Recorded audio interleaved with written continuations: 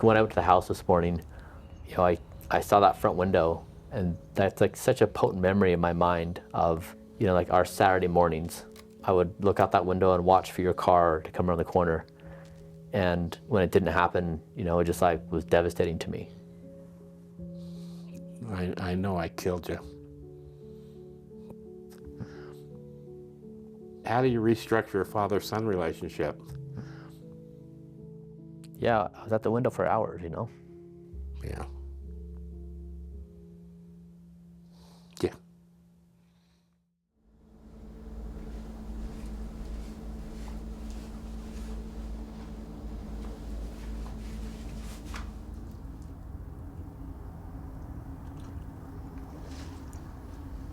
I do love those mountains. I've climbed all of them. All of this is so familiar, yet so foreign. Today I'm back at home in Utah. I'm thrilled to be here. I'm also a little terrified. A lot of positive things happened in my childhood, and I also had a lot of challenging things happen. And so today I'm going to try and retrace some of my steps, and maybe it will be useful for you too.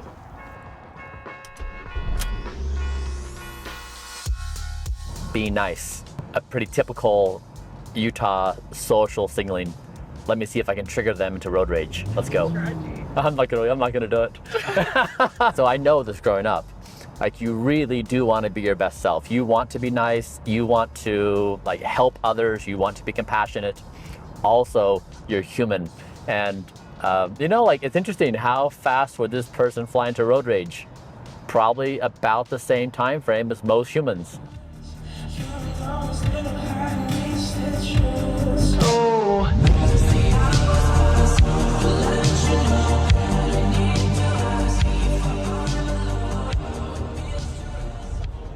My mother built this home when she got a divorce from my dad, and it was her pride and joy.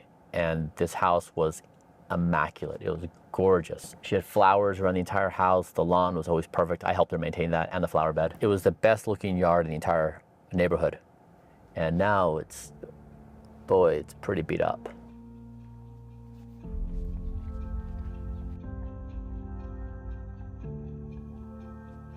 All these little cracks, in that concrete there.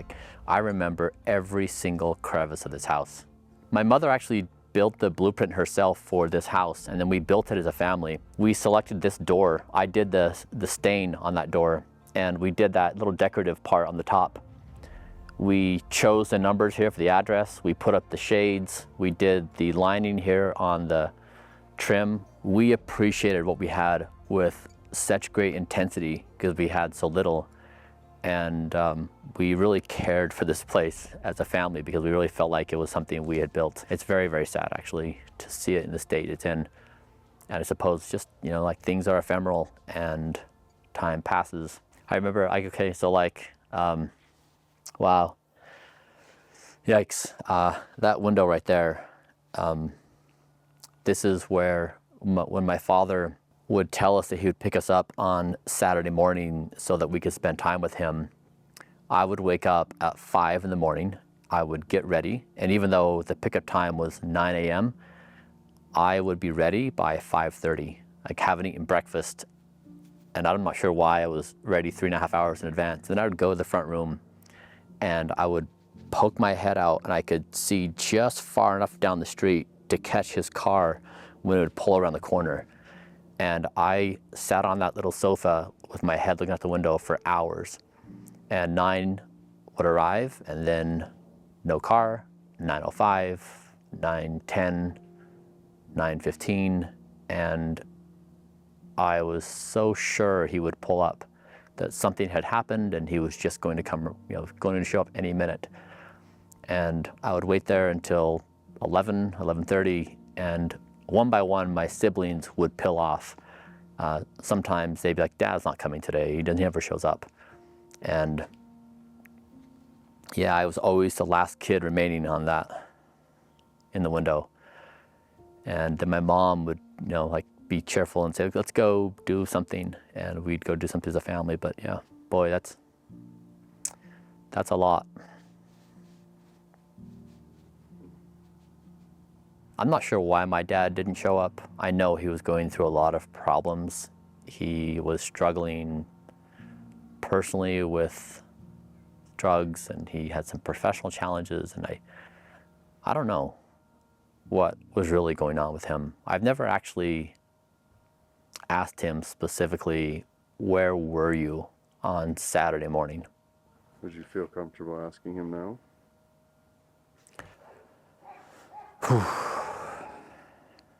Could that bring a sense of closure?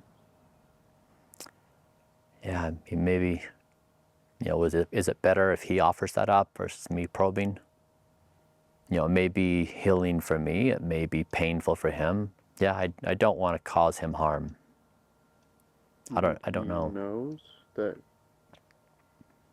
that's something that bothered you? Do you think he knows? He acknowledges to a certain extent that he was absent, but we've never really got into the details of it. I wanted a relationship with my dad so badly. So waiting around for a few hours wasn't a big deal. Even if he was late, I still got to be with my dad. He would tell me he would pick me up from school, or he would come to my sporting event, or I don't know, 98% of the time, he wouldn't show up. I never lost hope. I just believed he'd show up every time. And yeah, I guess I never gave up. I continued to invite him to everything for my entire childhood. Yeah. Even when I was a Mormon missionary, I wrote him letters every week. I don't feel like I need to forgive him. Honestly, now I think at this age of his life, he has finally become a father to me. So I guess I'm glad I stuck with it, because not all my siblings have. There's some virtue and some redemption in that my father has taken an arc that it took him an entire lifetime to become a father. I'll take it. I'll take what I can get. It's such an ironic situation where I have 3 children, and 2 of which they have mixed feelings about me as their dad, and so I really try to lean in to be their father, and I'm held a little bit at arm's length because they're in this Mormon community and I'm other and I can't be trusted. And so I've lost all of my authority as their father. I'm not the person they go to for advice or wisdom or counsel. I didn't have a father. I desperately wanted a father. I desperately want to be a father to my children, and 2 are kind of holding me at arm's length. I have 1 child in Talmadge that I suppose leans into this much like I did with my dad, where Talmadge I am the most important person in Talmadge's life, unquestionably. And I embrace that fully. And I really try to be the father to him that I wish I had had. And so in many ways, it's full circle, I guess.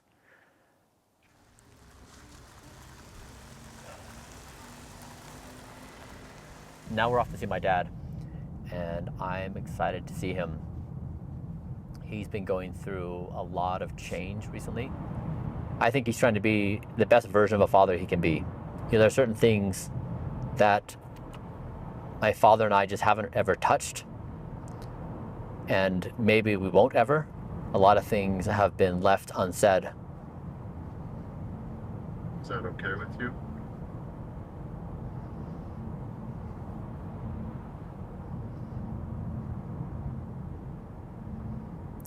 I'm not sure.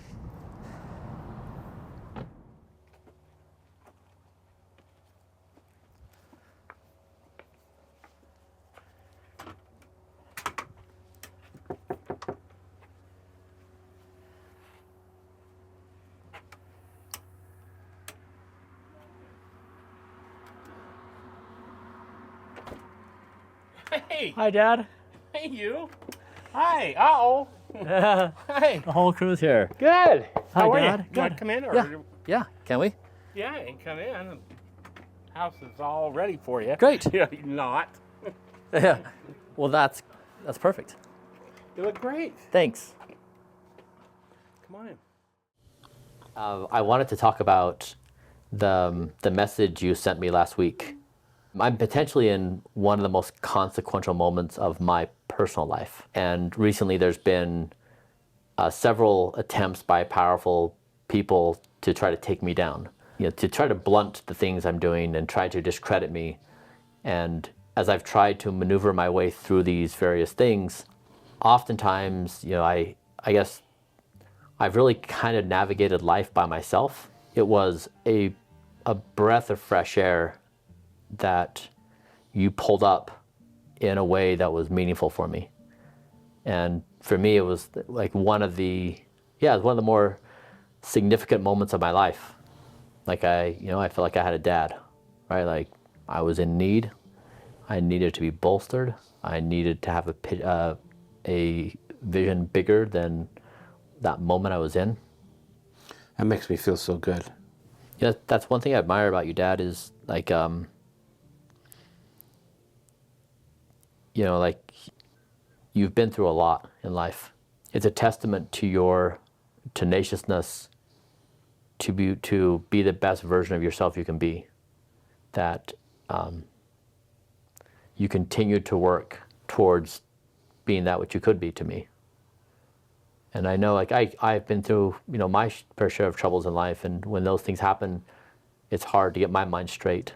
Like when I went to the house this morning, I saw that front window, and that's like such a potent memory in my mind of, like our Saturday mornings. I would look out that window and watch for your car to come around the corner. And when it didn't happen, it just like was devastating to me. And I know you had things going on in your personal life that just made it too hard. And so that we've stuck together and done this, for me, it was this moment of reconciliation that I've wanted my entire life. God, Bryan, that means the world to me.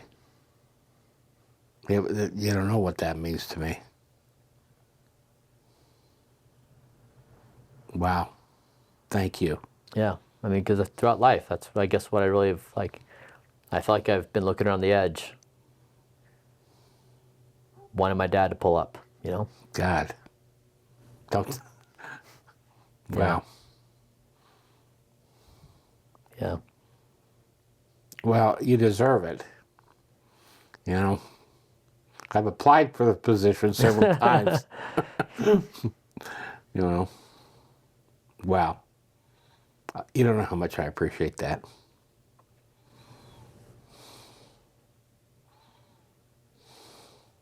The last couple of years, I really have tried to. But how do you restructure a father-son relationship? Yeah. When your dad's 140, looking pretty good, by the way, right? Yeah, it took us our entire lives to sort. I wouldn't say to sort our relationship, maybe to tune it. Mm-hmm. Yeah, I mean, Dad, I guess we've never we kind of have reconciled about life in our ways and the way we communicate. I feel more reconciled. Like as a kid, like I really wanted you around, and when you weren't around, I felt bad. And I think I just tucked that away and buried it. And I thought, my dad's going through a hard time, and I need to stand up. And I don't think I've ever revisited, like what I buried in those times. Mm-hmm. That I created this idea for myself that whatever problems I encounter, I tuck away and I carry on. And that's probably compounded in my life, that I just have done that continually. Maybe a skill set I learned when I was young. When you stood up last week, it was like I felt this relief that someone else had me. Yeah, I'm going to tell you. I've told you before. I'm going to tell you now. Nobody next to you, nobody knows the trauma that I created more than I. You know, you look with your kids now. It's like, all right, like sitting on the curb waiting to go to the carnival thing. But at times, if those instances you disappoint, you can't tell me that the father does not know exactly what the hell's going on. Our bond when your mom and I were together and when we were close was something I did not have with any of the kids. In fact, to this day, it's just extraordinary. It's just one of those things that you establish or have with a kid. So I don't know if it's really productive to go down this line, but we talked about you coming to live with me that I flaked on. I mean, I could go on and on and on. The showing up at the curb was just the top of the pyramid as far as what expectations were. You know, the separation. You have 5 kids. You have chaos. You have Ellen with drawn beyond her abilities to try and keep everything moving, and just abandonment. Structurally, it was terrible. I had a house not big enough to have everyone.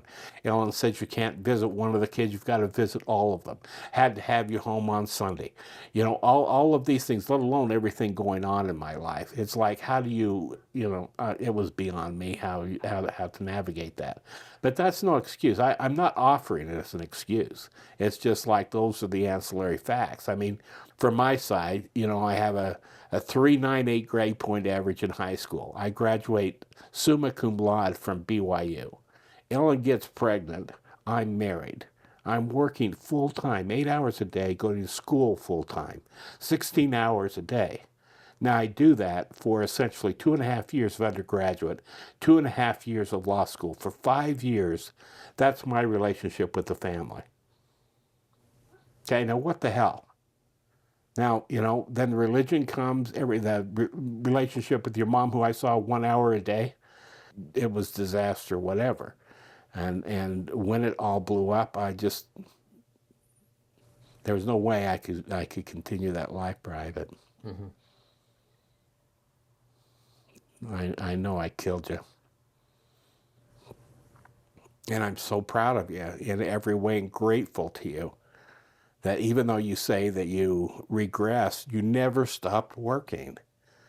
That's the takeaway here, is even though, like, you know, shoveling the emotions back into you, having this hurt, this unresolved pain that is unresolved, you didn't completely shut off. You didn't completely give up hope. You didn't abandon me back. You continued to reach out. That's the thing that I keep telling you is amazing here. You know, I know you've got to be angry at some standpoint. You've got to be upset about the trade-offs that appear to be made to your detriment. I want you to feel free to say them. Yeah, thank you. Yeah, I've never felt anger, ever. I just felt sadness. Yeah, I think I wanted a dad more than anyone in the family, you know.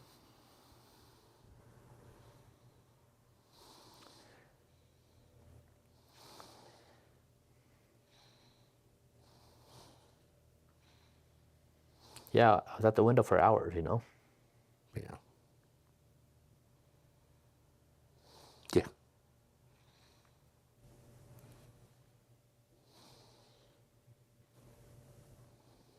It just seemed like that's the way life was, though. It didn't seem to me like the correct response was resentment or to pull back or to be mean or to, it just seemed like that was the situation. And when things happen, you just step into it and you work through it. Well, it's amazing that you would do that, because I really don't want to say too much, because I don't even want to walk. Bryan, it gives me a stomachache thinking about it. It gives me, I mean, you look back even then, the contrast with what the relationship was on our trips or when we were together. Even during that time, they were magical. I mean, you were just incredible. So much fun, and untainted. Yeah, we did. which really makes the pain worse, is that if you're even allowed in that time of crisis to have that kind of great relationship, why did it continue? Mm-hmm. The only thing I can tell you is I feel what you're saying, and and it's not something I'm feeling for the first time. I felt it then. I understand, and I don't hold it against you. No, you don't, which makes me feel worse. Because this is the unspoken conversation that we both have had for 20 years or however long it's been. It's like trying to walk on wet cement. It's like, how do you start? Mm-hmm. The fact that I die for you right now, I mean, there's nothing. Yeah. It doesn't. I know you would. But it doesn't. And that's. When I think about what kind of dad did I have? Your message to me last week was it. That you persisted and you showed up. Mm. It means the world to me. I'm so glad, Bryan. I'm glad that I didn't die before this. Yeah. I love you, son. I love you too, Dad.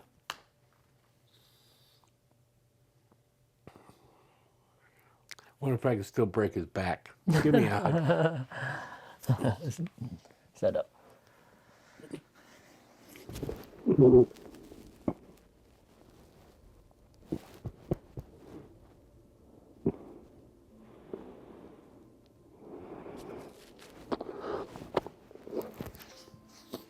Not Exactly. Quite the little bread. Yeah. Bryan, thank you so much. I thought we were touring houses. Yeah. We can do that some other time. Yeah, anytime. Yeah. Wow.